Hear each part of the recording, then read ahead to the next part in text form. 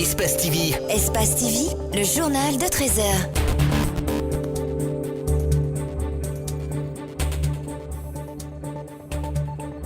L'armée guinéenne dans les rues pour le programme d'assainissement de la ville de Conakry. Ce programme s'inscrit dans le cadre de la mise en œuvre du programme d'action de l'état-major général des armées. Le Ballon d'Or 2018 a été décerné au Croate Luka Modric, ce qui tourne la page de la suprématie de l'Argentin Lionel Messi et du Portugais Cristiano Ronaldo.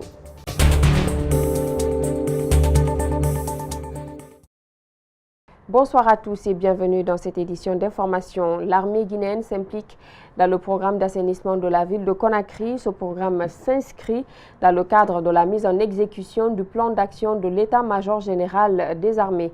Ouminatou Sidibé, Tcherno Sadoba. Cette opération d'assainissement qui a débuté ce mardi dans la capitale concerne les communes de Matoto et Ratoma.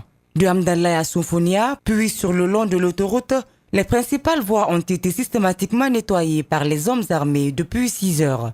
Le chef d'état-major, accompagné des chefs hiérarchiques de l'armée, apprécie et encourage les hommes en uniforme pour leur implication. L'armée, en rapport avec toutes les forces de défense et de sécurité, comme on a l'habitude de faire, de mener des actions, on a décidé, vu l'état dans lequel la capitale se trouve, nous avons jugé nécessaire d'apporter un soutien à l'Agence nationale d'assainissement pour que la ville de Conakry soit propre. Depuis 2011, l'armée guinéenne s'est impliquée dans ce programme d'assainissement initié par l'état-major des forces armées. Ce sont des actions civilo-militaires en soutien aux efforts d'assainissement de la ville de Conakry. L'armée mène beaucoup d'actions civilo-militaires. Le volet assainissement constitue une de nos priorités parce que l'assainissement de la ville de Conakry, c'est l'affaire de tout le monde.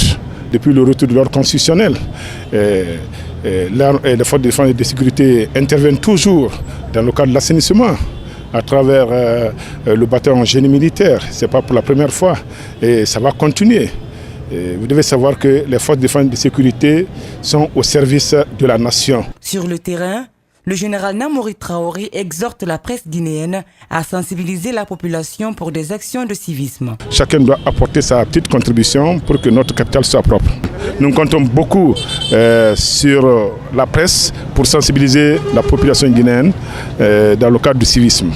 Au cours de l'opération, l'occasion a été mise à profit pour éteindre les feux qui sont quotidiens au niveau des dépotoirs d'ordures. Les citoyens félicitent la campagne d'assainissement entreprise par l'armée guinéenne de Bessia à Anta et de Hamdallah à Sofonia. L'armée, la police et la gendarmerie ont nettoyé les artères publiques. Bien que cela n'est point anodin, les citoyens sollicitent que cette initiative soit pérenne, surtout que les samedis d'assainissement tardent à donner des résultats. Alseni Bari, Aboubakardine Kamara. Koza, Kankarefour, une épaisse fumée se dégage. À l'ombre, des véhicules qui apparaissent. Non loin, les agents de sécurité, police, gendarmes, militaires, assainissent des artères publiques. C'est une vaste campagne entreprise par l'armée guinéenne. Vraiment, c'est une chose qui est très salutaire quand même, puisque avec l'initiative du gouvernement quand même, notre zone ici, avant c'était vraiment, la zone était très polluée quoi. Il y avait une odeur très nauséabonde ici. Les habitants n'étaient pas du tout contents aussi. Puisque vu l'état du lieu, les fossés, le passage, ainsi de suite aussi quoi. Mais on peut dire que vraiment c'est une chose qui est très bonne aussi. De Bessia à Anta, passant par Matoto, l'armée est déployée. Une autre mission en plus de celle qu'elle assume déjà à travers les PA. Elle se veut républicaine et plus proche de la population. L'initiative est appréciée par les citoyens. On est très fiers aujourd'hui. Pour nettoyer ici, on évite la maladie. Donc c'est extrêmement important. On est très contents, on est très fiers. Si ça continue comme ça, il n'y a pas de problème. On est entièrement d'accord avec l'État. Vraiment, on félicite quand même. Il semble que l'action sera pérenne. C'est une autre campagne d'assainissement que les autorités expérimentent après le peu de résultats que donnent les samedis d'assainissement. L'Organisation guinéenne de la citoyenneté a présenté ce mardi les résultats de son enquête sur les accidents de la circulation routière en général et particulièrement les mototaxis à Conakry et dans les 4 régions naturelles du pays. Entre 2017 et 2018, le cumul d'accidents dans les zones visitées s'élève à plus de 18 000 cas, soit un taux de décès total de 14 000 cas. L'objectif est d'attirer l'attention de tous sur le fléau que constitue le phénomène de mototaxi. Compte rendu Idriss Abari et Ibrahim Assouma. Dans ce rapport, l'ONG révèle qu'en 2017, le pays, à travers les zones ciblées, a enregistré 8 573 cas d'accidents, dont 2062 sont causés par les mototaxis, pour 576 cas de décès. Du 1er janvier au 30 septembre 2018, 9 630 accidents, dont 2000 par moto, pour 356 victimes. De janvier 2017 à novembre 2018, le cumul d'accidents est de 18 203 cas, dont 4 062 causés par les motos, soit un taux de 22%. Des statistiques qui doivent attirer l'attention des services publics pour réglementer encore ce secteur. Il y a des cas qui n'ont pas été enregistrés, c'est plus que ça. Si ces cas-là ont été enregistrés, ça allait dépasser plus que ça. Les données peuvent dépasser plus que ça. Si on ne communique pas sur là-dessus, si vous voulez avoir la réalité, allez-y dans les services traumato-yansdi et Donka. Si 10 cas arrivent là-bas, il y a 7 cas, 70% des cas causés par les motos, des accidents causés par les motos. Donc si vous voyez ce phénomène, on a pris notre temps pour dire à l'autorité, franchement, il y a un autre phénomène qui dépasse actuellement Ebola.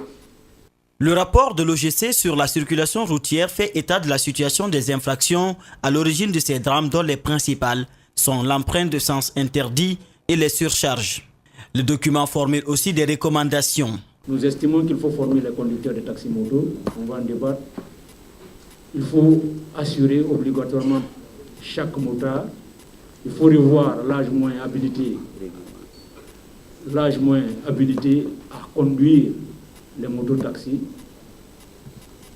Il faut porter obligatoirement 2 casques par moto, des paires de chaussures fermées pour chaque motard, des gants, des gilets de couleurs différentes et par commune avec les numéros d'identification et les numéros de téléphone. L'Organisation guinéenne de la citoyenneté dans ses perspectives compte s'investir dans la sensibilisation et la formation des conducteurs de moto afin de minimiser les risques d'accidents qui endeuillent parfois des familles.